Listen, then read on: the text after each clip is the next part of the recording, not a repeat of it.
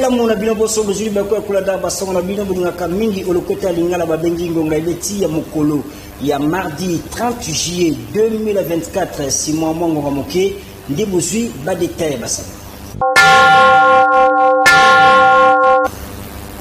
De fond la basanga na bino na politique pona koloba été premier ministre Judith Suminwa Tuluka a kambaki réunion moko na lombango mokolo ya lundi 29 juillet 2024 pour na koluka solution na lombango na etali grève ya ba chauffeur ya transport pe lisusu ba chauffeur ya ba transport ya ba privé bolanda.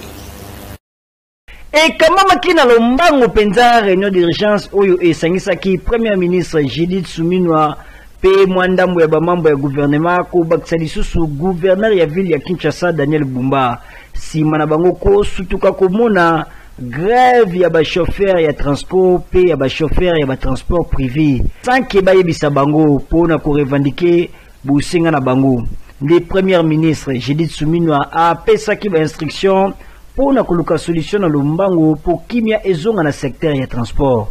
Nabobimi, gouverneur ya ville ya Kinshasa Daniel Bumba a bêta kingonga boui. Il est question de brosser la situation comme cela s'est relevé ce matin par cette grève que nous qualifions sauvage parce qu'il n'y a pas eu un préavis, alors que nous avons un cadre de concertation au niveau de la ville où le gouverneur entretient des relations directes avec les opérateurs privés et vend dans les secteurs de transport urbain. Et quant aux tracasseries, nous tenons à soulever ici, il est juste des questions de contrôle de routine des agents de transport. Et d'ailleurs, cette mission-là ne concerne que la pratique de affichage des itinéraires pour éviter les demi-terrains et affichage aussi de prix. Donc voilà, pour éviter les os. Alors de ce contrôle-là, alors il s'est avéré qu'il y a eu une petite incompréhension auprès des chauffeurs, mais le cadre est mis en place pour que nous puissions poursuivre des arrangements afin que tout rentre à la normale. Porte-parole du gouvernement Patrick Mouyayape Azangaki Kobetsangonga. Vous savez aussi que l'État intervient à travers Transco, mais qu'il existe aussi Transacademia, qui est dédié spécifiquement aux étudiants. Donc il était question, par exemple, pour le vice-premier ministre Jean-Pierre Bemba, de faire le point des discussions avec les différents syndicats, notamment ceux de Transco, pour voir dans quelle mesure cette société peut opérer pleinement. Il y a eu des revendications qui ont été données, notamment en ce qui concerne l'attitude du comité de gestion dans la gestion quotidienne de l'entreprise. Des décisions seront prises à ces propos, mais très rapidement, le vice-premier ministre de l'économie a dit avoir mis à disposition quelques mètres cubes de carburant permettant à l'entreprise d'être soulagée et que 2 mois d'arriérés observés à ce niveau-là seront apurés.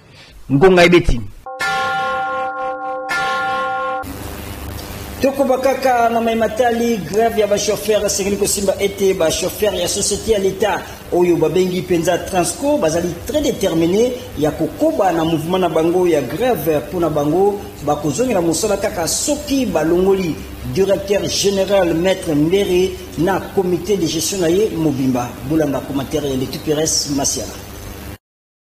Wuta mokolo ya lundi 29 juillet 2024 engumba Kinshasa oyo ezali bongo capitale ya école Congo démocratique ezalaki bongo paralysé na ndenge ya kosakana te pona mouvement ya grève ya ba chauffeur privé pe ya société de transport du Congo na mokuse Transco oyo bango pe baboyi mosala na entreprise na bango na raison moko kaka mais gestion ya directeur général maître Mbere na comité de gestion na nyonso pona bango bazali très déterminé ya kokoba mouvement ya grève na bango tikino tata mokonzi Félix Antoine Tshisekedi Tshilombo akoyoka kolela na bango ya kolongolela bango DG maître Mbere na comité de gestion nyonso na nyonso boyoka bango moko ndenge bazali kobetsa ngonga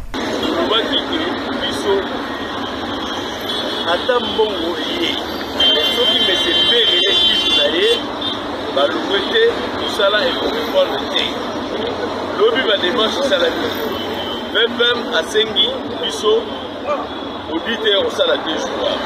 Oui, toza d'accord auditeur mais sans Mbere voilà auditeur osala mosala oso bana besoin chef de service ba osala ba chef de service basali mosala na bango membere akokota na lupango oyo te. Biso na Transco toza na plus de 120 bus oyo eza na interurbain wana bambongo wana ekendaka wapi ekotaka nina Sofibank bayebi directeur général mbere soi-disant bâtonnier na comité de gestion na ye bakabolaka ngo parce que parmi eux moko na bango aza na babisi na ye na bacargo na ye et puis soki aucun interurbain la majorité eza bandeko famille tata mama noko bakousin baniese mbere biso baoyo nga personnellement nasali 11 ans na Transco. On repousse à la telle Excellence, monsieur le vice-premier ministre, ministre des Transports, il y a tutelle Nabiso. En l'occurrence, monsieur Jean-Pierre Bemba. Papa, Toyebio, Mongala, ya Solo, Oyo Lobaka, Yango Salemaka, Tolobilo Boye. Demona, c'est un acquis, les amants na biso, Yamutoki, on déjà to salaki, to konsoyango. Mais tokobimisa bisi te du moment où tete ya moto etolingi te na badétournement na discrimination toboye na tribalisme toboye longola ye na 6h59 na 7h babisi batravailleur ya société Transco basengi kaka na chef de l'État kwa appliquer slogan ya le peuple d'abord komona oyo ezali koleka na société Transco ezali kindoki makasi na oyo comité de gestion ezali kosala ngonga ebeti tokobana basango na biso mpona koloba ete vice-premier ministre des transports voie de communication pe désenclavement mon mboka Jean-Pierre Bemba Gombo asangisaki mokolo ya mardi 30 juillet 2024 ba différentes parties impliquées na mémorandum ya attente oyo conclusion ezomaka uta 2015 entre École Congo démocratique groupe néerlandais Damien Chepier pe lisusu ba ingénieur oyo basalaka na 120 pays bawapi ayokaki bango na oyo etali relance ya mise en œuvre ya mémorandum. Bolanga commentaire. Pour lancer mise en œuvre ya mémorandum ya attente oyo conclusion ezomaka uta 2015 des vice-premier ministre des transports voie de communication pe des enclavements mwana mboka Jean-Pierre Bemba Gombo a sangisaki ba différentes parties oyo ezali impliqué na mémorandum mokolo ya mardi 30 juillet 2024 kotanga École Congo démocratique groupe néerlandais Damien Shipyard oyo ezali spécialisé na construction navale pe ba ingénieur oyo basalaka na 120 pays masolo elekaki kitoko entre vice-premier ministre des transports voie de communication pe des enclavements Jean-Pierre Bemba Gombo pe ba parti nyoso ba lobelaki pe lisusu lolenge ya koélaborer plan sérieux pe effectif ya relance pe lisusu modernisation ya ba société congolaise oyo esalaka na secteur maritime pe ferroviaire na bobimi na bango ngonga ebeta makiboyi. Il s'est avéré que depuis 2015 il y a eu un mémorandum d'entente qui avait été conclu entre la République démocratique du Congo, notre pays, et la firme Damen pour la modernisation des équipements de transport fluvial et ferroviaire dans notre pays et aussi des chantiers navals. C'est ainsi qu'il a invité toutes les parties qui sont intéressées, donc la firme Damen et les entreprises et établissements de l'État congolais exerçant dans ces deux domaines, donc ferroviaire et fluvial, pour voir dans quelles possibilités, comme cette société s'était engagée avec l'État, de pouvoir regarder la possibilité de moderniser ces modes de transport, dans quelles possibilités ça peut prendre corps enfin. Et c'est cela qu'il a voulu comprendre, et toutes les parties lui ont expliqué, et nous avons ressenti dans lui la volonté de pouvoir pousser rapidement pour que ce mémorandum puisse entrer en vigueur, afin que la société puisse revenir auprès des établissements et des entreprises pour qu'on fasse un plan sérieux et effectif afin que y ait une certaine modernisation par rapport non seulement aux unités flottantes, donc si je parle des bateaux, mais également aux voies ferrées, mais ensuite aux bateaux baliseurs et aussi aux chantiers navals, parce que les grands problèmes que l'Excellence a pu relever dans notre pays, c'est que oui, il y a acquisition de matériel, parfois qui coûte très très cher à la République, mais 1, 2 ans, 3 ans après, le matériel tombe en panne et peut-être qu'il n'y a même pas ni des personnalités ou des personnes capables de les réparer, et moins encore des infrastructures capables de supporter cette réparation. My vision is that I see very good possibility. Dans sa vision, il voit une très grande opportunité de renforcer ou de faire renaître le transport fluvial et maritime en République démocratique du Congo. Il a renewal of the fleet and the industry. Ngonga Ibeti. Tokoba na masanga na biso pona koloba été vice-premier ministre ya intérieur, sécurité, décentralisation paix, affaires coutumières mwana mboka Jacquemin Chabani akomaki mokolo ya dimanche 28 juillet 2024 na butu peza na Kisangani chafilier ya province ya Chopo pour participer na journée ya commémoration ya ba victime ya génocide ya le 2 août 1998 bongo mokolo ya lundi akambaki réunion kaka na etali journée ya ba victime ya génocide. Mija Alua azalakona bula na ndenge ngonga ebitabi. Vice-premier ministre intérieur, sécurité, décentralisation, pe bafar coutumière à Komaki Mokola dimanche 28 juillet 2024 na Butu na Kisangani chef lié à province ya Chopo. Nabokomi na aéroport liboso ya Pandisango aipseki bango était chef de l'État Félix Tshisekedi akokoma Kisangani mikolo ezali koya pona ko participer na célébration ya journée o ezali consacrée pona commémoration ya ba victime oyo bakufa na guerre ya agression o ezalaka déclenché le 2 août 1998. D'abord un message de salutation, d'encouragement et leur faire savoir que le président de la République sera parmi eux. Principalement le 2 août, où nous allons ensemble commémorer cette journée en mémoire de toutes les victimes des guerres qui nous sont imposées. Et restons en attente et restons mobilisés pour accueillir le président de la République qui sera très prochainement ici parmi nous.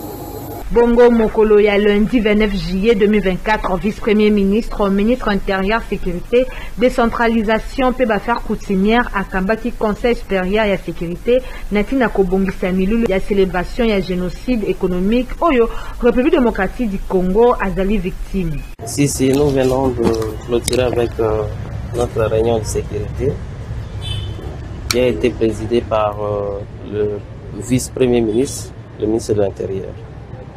Alors, le chef de l'État est annoncé. Il arrive pour les événements de Génocoste, comme vous l'avez dit, et toutes les dispositions sont prises pour l'accueil du chef et aussi pour sa sécurité.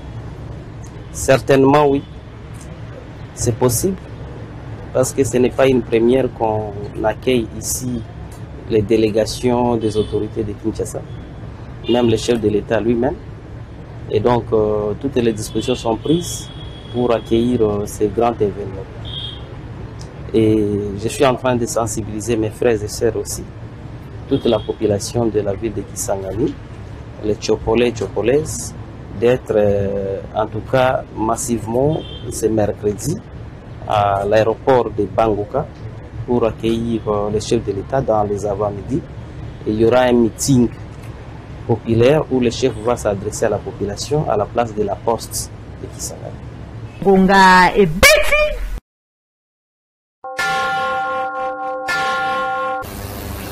Yambonaye akita na province ya Chopo na Kisangani vice-premier ministre, ministre intérieur, sécurité, décentralisation, paix, affaires coutumières, Jacquemin Chabani, yé à Kambakina no Réunion Moko, Oyo et Sangisaki, artiste musicien, Mike Kalambai, Wapi Balobelaki, Likambo ya concert naye, Oyo et Betamaki Mokolo ya samedi 27 juillet 2024 na stade des Martyrs, Wapi et Bomisaki Batu Ebele Bolanda.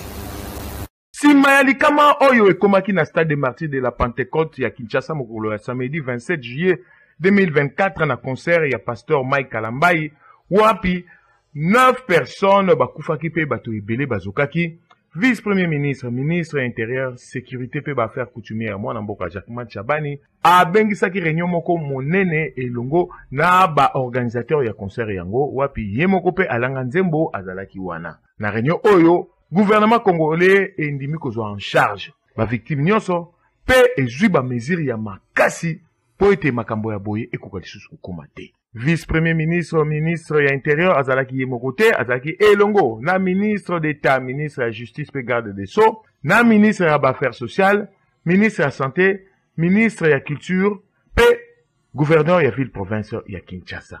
Boyoka ndenge ye moko VPM Jacquemin Chabani abetisaki ngonga pona kotalisa maimanso mabimi na réunion. Bon, d'abord, nous avons responsabilisé le gouverneur de la ville, avec madame la ministre des Affaires sociales, de s'occuper des victimes. Faire la suite sur les victimes, parce qu'on a enregistré au cours de cette réunion, malheureusement 9 morts, plusieurs blessés. Donc il va falloir rapidement les identifier et se rassurer qu'il y a une prise en charge nécessaire. Ils le feront en accompagnement des organisateurs de l'événement qui nous ont rassurés, nonobstant ce que vont nous dire les enquêtes, qu'ils avaient souscrit à une assurance et qu'ils prennent la charge des victimes. Nous, on doit se rassurer que tout cela va se faire selon les normes.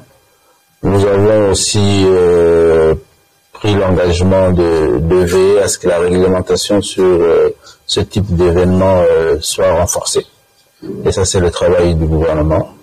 Provisoirement, il a été levé l'option de suspendre toute activité non sportive dans le stade des Martyrs et le stade du Vénin, jusqu'à nouvel ordre. Question qui m'ont été donnée par les journalistes. Quand on sait qu'on promet des enquêtes et ça n'aboutit pas, on peut avoir un deadline? Oui, sur les enquêtes, je n'en ai pas parlé. Tous les services étaient là, ils nous ont fait un rapport verbal sur la situation qui va nous permettre à nous aussi de faire rapport à l'autorité. Mais tous ont été mis à disposition de l'enquête ouverte depuis hier et nous pouvons vous rassurer que nous allons suivre tout cela de très près avec le ministre d'État à la justice et garde des sceaux pour que dans un délai le plus bref, les responsabilités tant pénales que civiles soient établies et que justice soit faite. Et tout, nous avons pour première responsabilité de sécuriser nos populations. Donc nous ne pouvons pas arriver à comprendre et à considérer que des organisations festives s'organisent aussi longtemps que les vies humaines, les vies de nos concitoyens, de nos populations, de nos enfants soient mises en danger. Donc pour préserver tous ces risques, provisoirement nous suspendons toutes ces activités. Il va falloir que les mécènes et les artistes puissent aussi réfléchir sur d'autres lieux, des lieux plus sécurisés, en attendant, s'ils ont l'ambition d'organiser, c'est vrai que c'est les vacances, c'est vrai que les enfants ont besoin de se divertir, mais en ce qui concerne ces deux lieux qui, d'après certains rapports, sont des lieux à risque pour de telles activités, cela est suspendu et ça sera respecté. Le ministre de la Justice est là et il va suivre de très près tout cela. Le rapport qui nous a été fait aujourd'hui. Alanga Nzembo, pasteur Mike Kalambai, yepe azanga kiteko betsangonga. Sauti na réunion moko ya crise avec le VPM sur instruction de la première ministre. Il y avait également la présence du ministre de la Justice, du ministre d'État, le ministre de la Santé, de la ministre des Affaires sociales. Voilà, la culture était sûrement représentée. ayons nos apaisements. Les enquêtes sont lancées. Et je crois que toutes les précisions nous seront apportées dans les heures qui suivent. Soyons tranquilles et on est ensemble. Merci. Gonga Ebekti.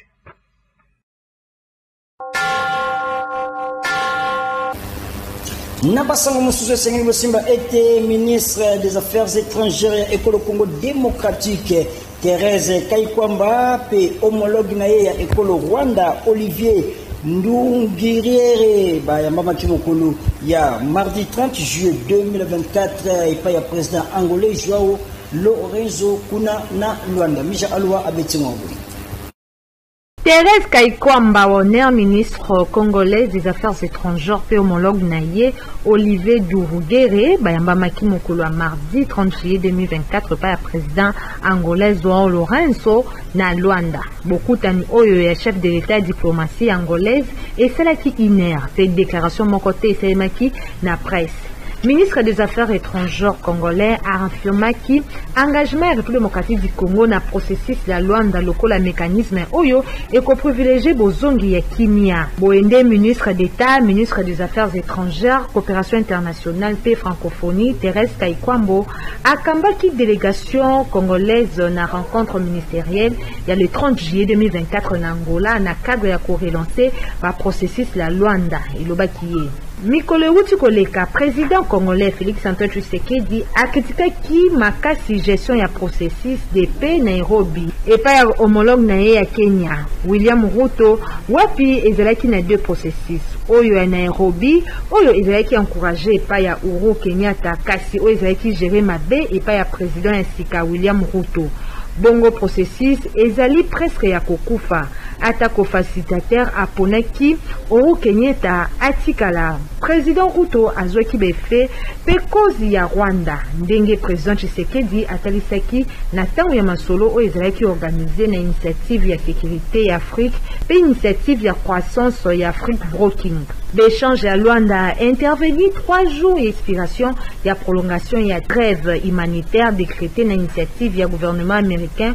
Oyo azali ko souhaité na ko profiter na prolongation oyo pour na ko faire avancer fait de route na Luanda. Kaka na ngonga wana bitumba ya makase bundamaki na butu ya lundi pour na kotanisa tongo ya mardi 30 juillet 2024 entre ba rebelle ya M23 pe ba milice wazalendo na village ya Bosukuna na regroupement Mutanda na chefferie Bwito tozoni bongo na territoire ya Rutshuru selon ba source nde balobaki pe ba M23 balansaki batak makasi kati bazalaki repousser na lombango epa ba wazalendo. Mikolo Wuti Koleka lisusu bitumba ebundamaki entre ba 123 pe ba wazalendo na Rini na Kinyandoi wende na regroupement Bukama na chefferie voisine ya Bweshe kaka kuna na territoire ya Rutshuru ngonga ebeti.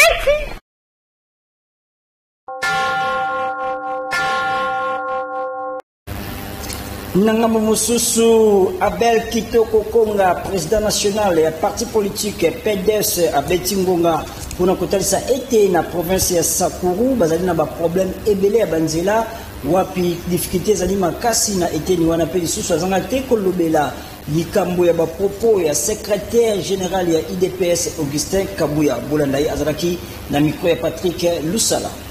Même ce que nous l'a dit, makambo ya ba infrastructure na Sakuru zele zate. Bato bazo tambola soit avion, soit na bateau ici ka ba bateau ezosuka des zele à Sakuru. Il y a pas de route.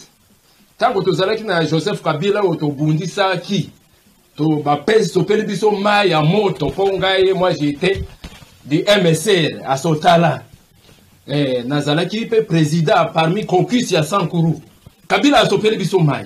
To kanisa ki changement kozala mais avec Kabila budget zalaki 4 milliards mais condition ya vie to monaki basombela ki biso ba avion basombela ki biso transport mais lelo toza koyoka kaka na ba chiffre 16 milliards transport ekufi Congo Airways ekufi bon insécurité partout non seulement à l'est yaka na ville à Kinshasa même ndengo zo bima epa na ngayawa. Comment on a peut-être bakuluno bakwenyo so bazali. La police kuluna koleka. Ba la policier a komi kuluna. Talape eloko mususu oyezo sala biso passe ezali déclaration ya secrétaire général ya IDPS M. Augustin Kabuya.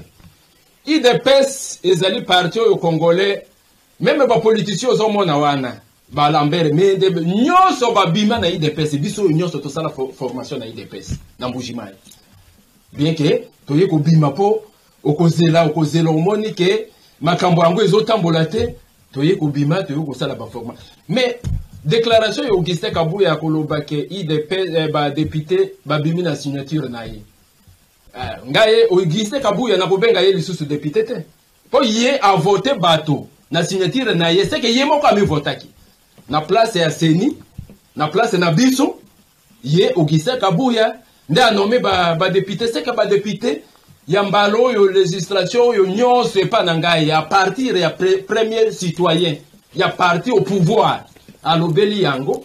Et moi je dis que na kobenga ka bango lisusu ba honorable te, mais c'est tel pour babimi na ba signature population a voté bango te. ONG briser la chaîne de pauvreté Bisipina Mokuse Okamamaka na président national honorable Hermes Itina Mayamba et ça qui remise ya ba brevet ya formation ya coupe couture mingi penza ya ba fidèle ya église les 5 derniers jours oyo ezomi bongo na pasa na commune ya Tsele Christian Makutu azalaki wana boyo kaningi ngoma ebitali.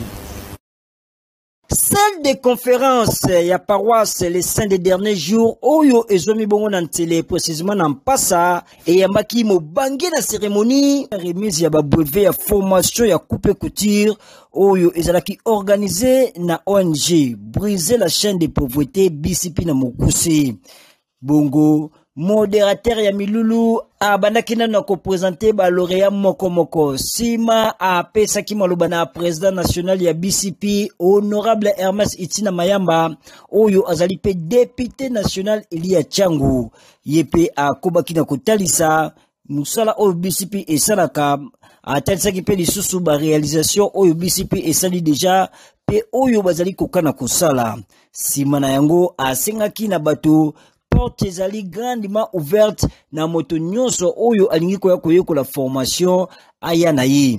Sima a pesaki maloba na secrétaire général ya BCP Monsieur Pali Ipandeshi wapi atalisaki na bato tina ya BCP pe ba objectif bazali kolanda.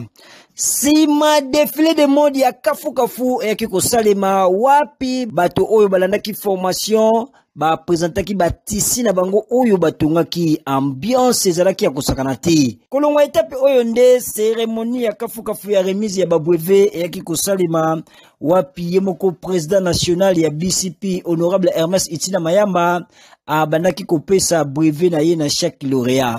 Boyo ka ba bénéficiaire ndenge ba betsa kingonga na suka. Depuis na koli na zala na posa ko sala ngo mais na tikala ko katelamba te. Nde na lobi ke non lokwa ba annoncer ke toya to sala pe nini coupe couture to apprendre pe ngape na sali na che volonté ya koya ko apprendre yango.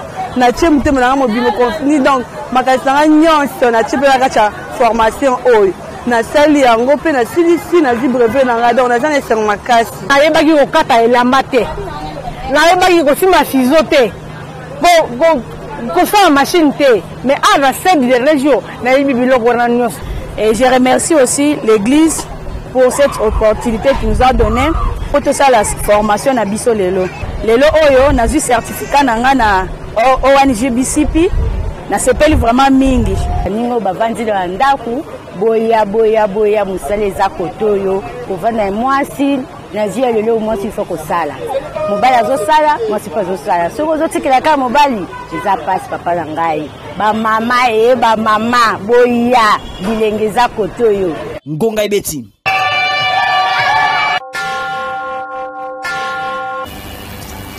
awa ndenge nazwilingisa ya kosukisa basango na bino soki bosepelaki bozongisa matonde ebele na Christian Makutu azalaki na montage caméra simamaki na maboko ya Kuparbola pe régie kaka na maboko ya Kuparbola Suleiman Mboyo azalaki wana na régie tika kimi nkolo nzambe umela na mabota na bino pe boko bakana kolanda kamanaka ya Canal Télévision Télé Vérité.